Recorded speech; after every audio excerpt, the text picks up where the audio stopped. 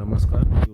Omkar Bhosale YouTube चॅनलमध्ये आपले सर्वांचे सहर्ष स्वागत. आज आपण पाहणार आहोत गौरी विसर्जन व त्यावेळी होणाऱ्या चुका आणि कोणते नियम आहेत ते पाहूया.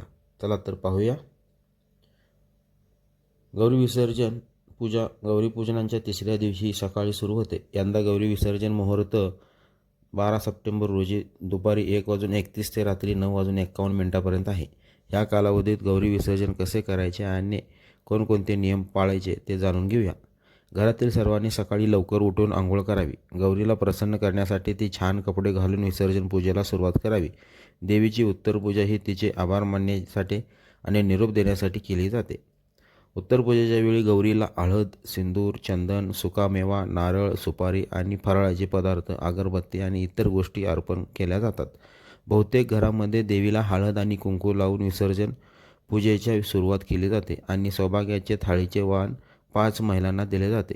ही 5 ताटं पूजावेदीसमोर ठेवून पूजा केली जाते, मग दिली जाते. पूजेनंतर ह्या 5 थाळ्या पती आणि कुटुंबासोबतच 5 निमंत्रित महिलांना दिल्या जातात. नैवेद्यरूपी एखादी मिठाई दिली जाते.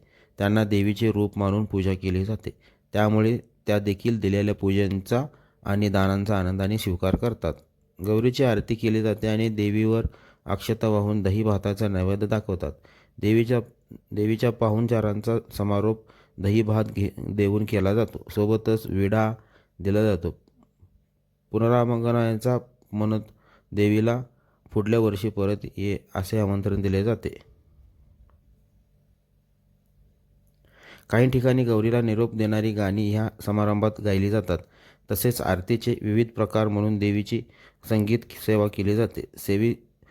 सेवी सोनपावलांनी येते तशी सुख समृद्धी देऊन जाते म्हणून येताना जसे कुंकवाचे देवीच्या पावलांचे ठसे काढले जातात, तसेच देवी जाताना तिला बसवलेल्या स्थानापासून घराच्या मुख्य दारापर्यंत देवीचे पाऊल काढून देवीला निरोप देण्याचाही काही ठिकाणी प्रथा आहे. गौरी मुखवट्याच्या अर्थात पंचधातूच्या सोन्याच्या, चांदीच्या असतील तर तसेच दागिने घातले असतील तर ते काढून देवीचे विसर्जन केले जाते. जिथे मातीचे मुखवटे किंवा खड्यांच्या गौरी असतात त्या वाहत्या जलशात विसर्जन केल्या जातात. देवीचा आशीर्वाद म्हणून विसर्जनाच्या नंतर त्यातील थोडी माती आणि घरात चौरंगावर ठेवली जाते आणि नंतर ती माती आशीर्वाद रूपी घरच्या कानाकोपऱ्यात तसेच कपाटात तिजोरीत ठेवली जाते. अनेक ठिकाणी गौरी विसर्जनाचे हे गणेश विसर्जन सोबत केले जाते.